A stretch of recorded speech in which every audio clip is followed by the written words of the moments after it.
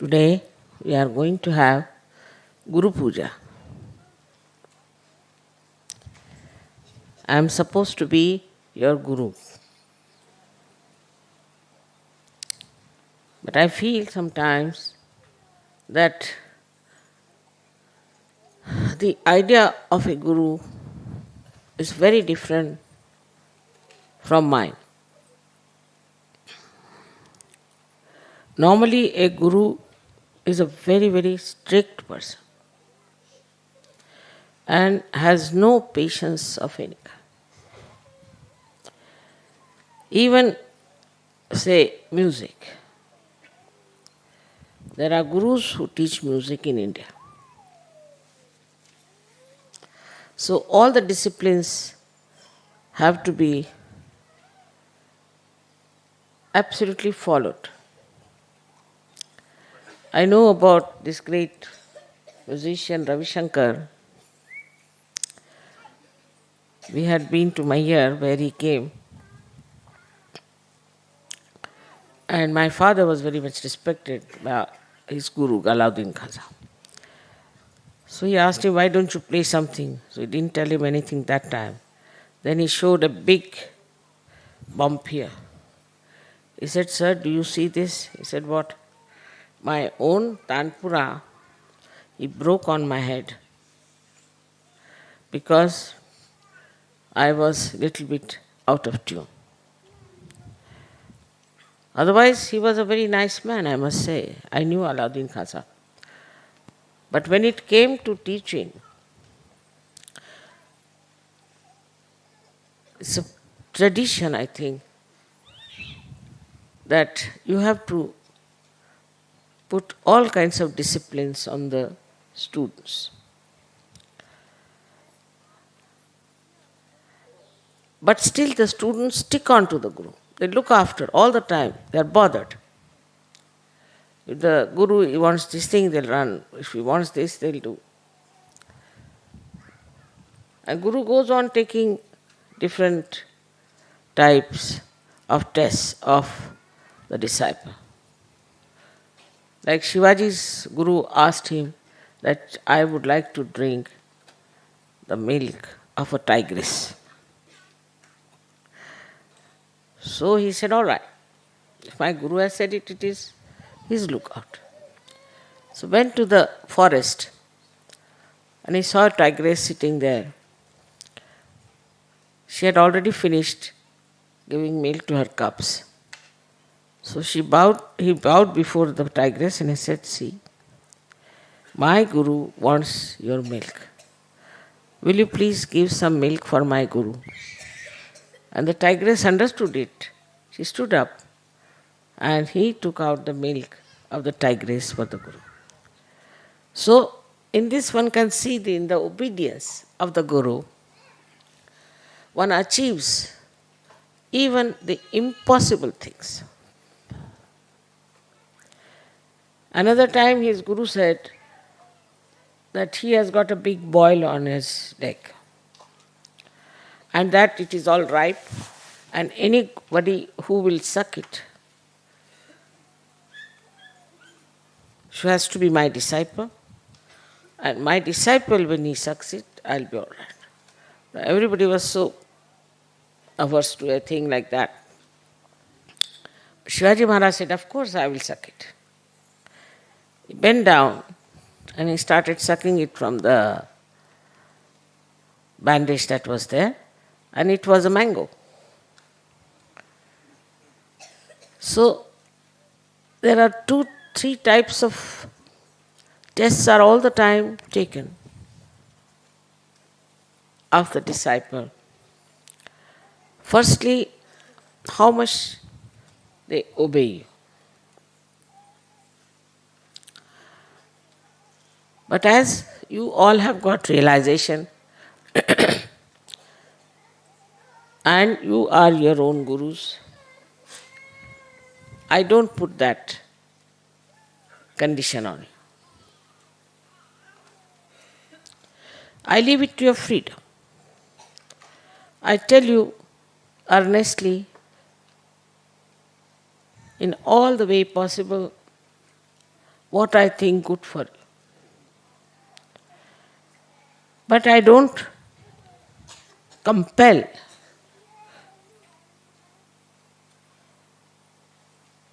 Like these gurus used to do. I mean, they used to beat. They used to hang them on the well.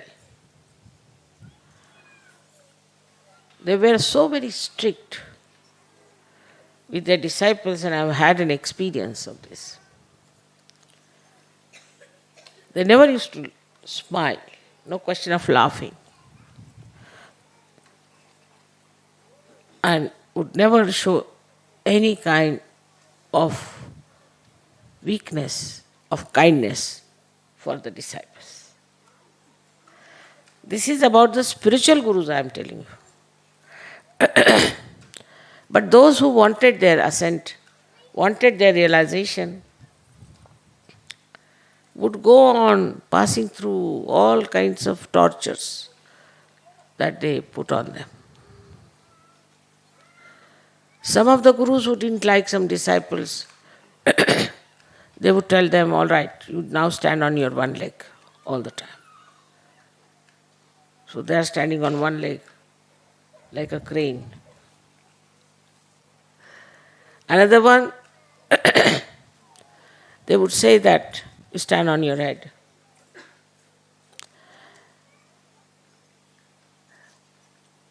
The way they used to treat their disciples was rather difficult for me. I can't do it.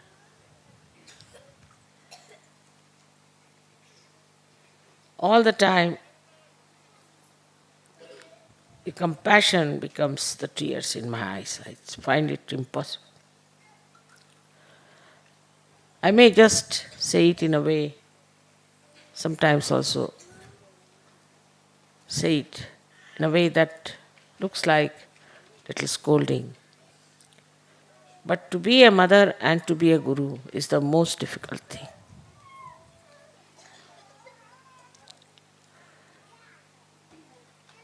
I do not know what comes first. But of course, every mother wants her child to be good. And the Holy Mother wants her child to be a holy person. The first thing is the holiness. Now for that, how can you compel someone?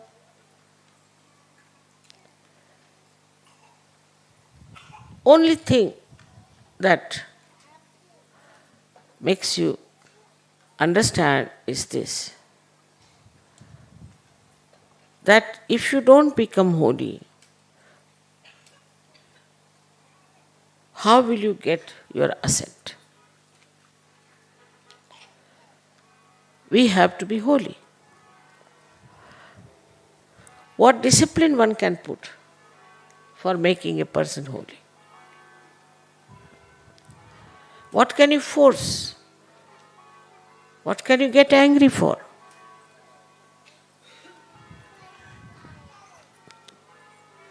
Only method I use normally is to forgive.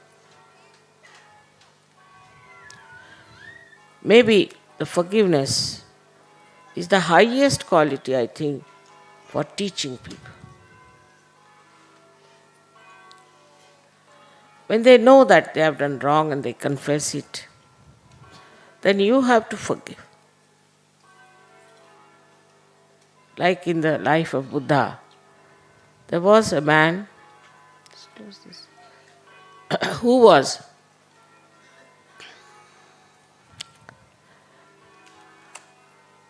abusing him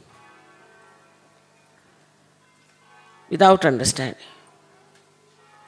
And when he finished with his abuses and Buddha had left, people told him, do you know whom you were abusing? It was Lord Buddha. Got a fright of his life. He said, where is he gone? He's gone to the another village. So he went to another village and he said, sir, I am sorry what I said, please forgive me, it's all wrong.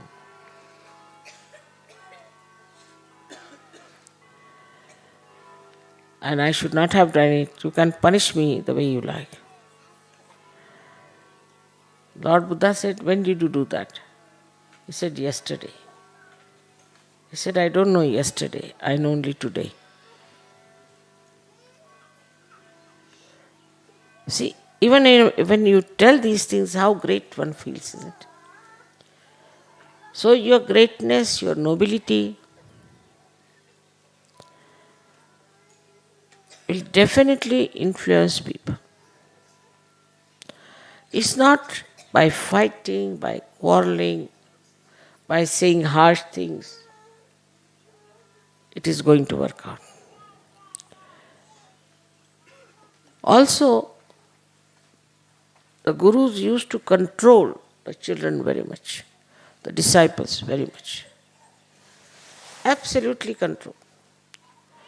You have to get up at 4 o'clock, sit down for meditation. If you have not got up, they would beat. I can't understand.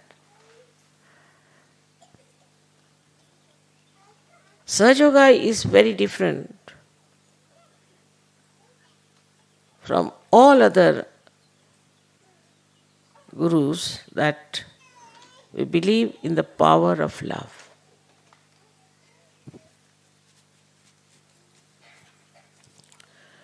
Power of love teaches you how to be forgiving. It makes you noble. It makes you very balanced. So the gurus who were there for Bhavasagara to establish dharma in the human beings, first thing they had to balance themselves against all practical things, as they call it. They think it's not practical. But they said, no, for us, this is higher, nobler, and important. So they would balance people because they had this power of love within themselves. All these Adi Gurus and their incarnations, if you see them, they always had balance and always praised the love of God.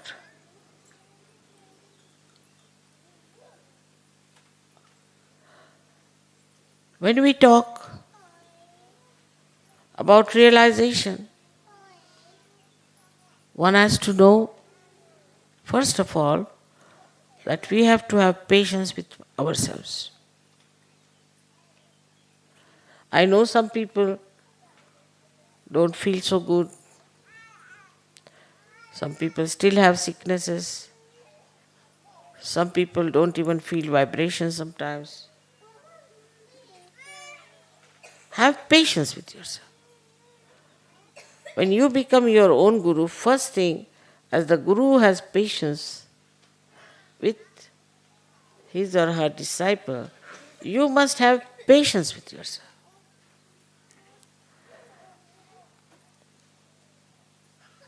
In that patience, you will learn that you can tolerate so many things without any trouble. There's say one person who goes on grudging, oh, this is not good, that is not good.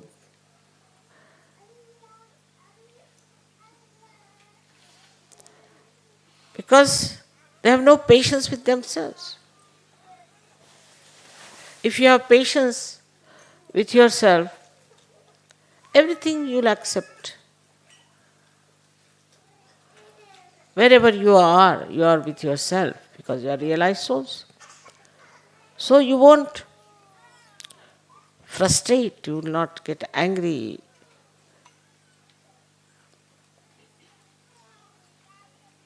And also you will not go on grumbling and grudging. Because you are enjoying yourself. Even if there's a mattress, all right. If there isn't, you can sleep on the grass. If no grass, you can sleep on the stove. And also you need not sleep like last night. Makes no difference whatsoever. The first thing I find with people, they have no patience with themselves. Firstly, maybe because they are conditioned. Say, if you have a left Vishuddhi, by any chance you have been a Catholic or TM or something, then all the time you start pitying yourself, thinking, no end of your miseries and troubles, and always try to condemn yourself. You are a realized soul, and you have no business to condemn yourself. No business.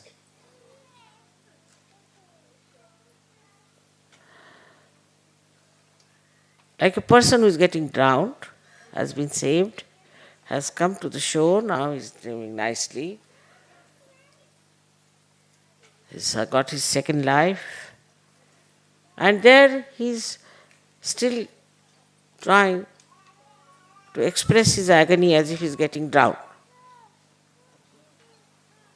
So you have to awaken yourself. No more I am there.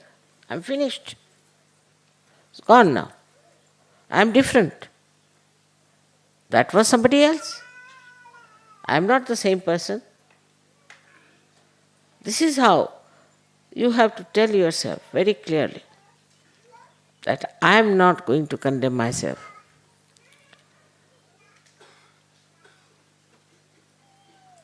It was your right to get self-realization.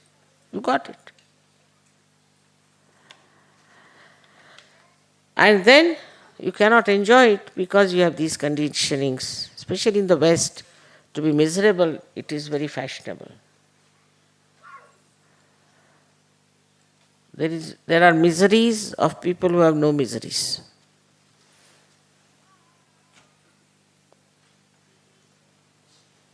These are people from where?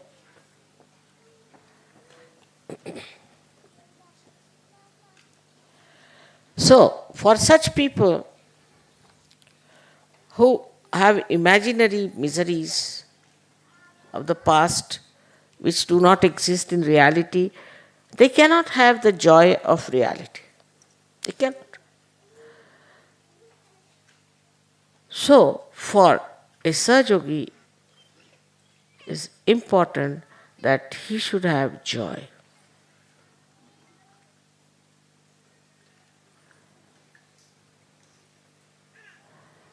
Within his heart. It's like an ocean. It's like an ocean which is there all the time to give you such thrills.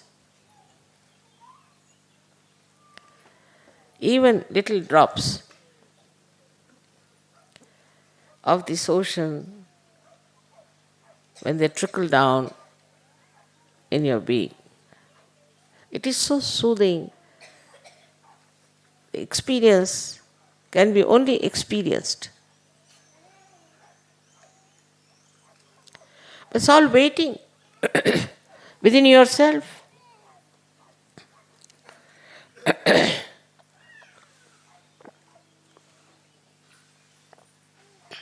And such a person also makes others joyous. He cannot see another person unhappy, in trouble.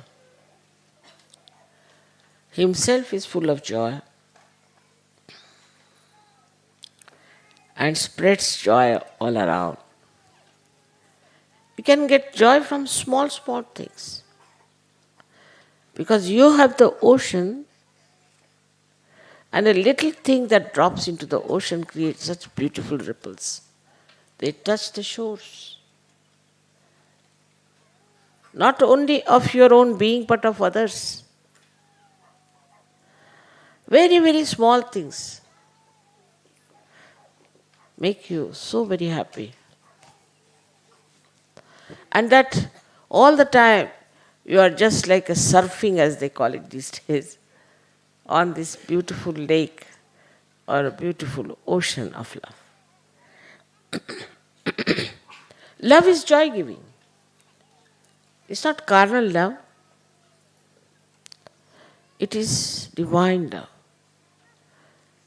So, as Sahajogis and as Gurus, we have to love ourselves and understand our own value.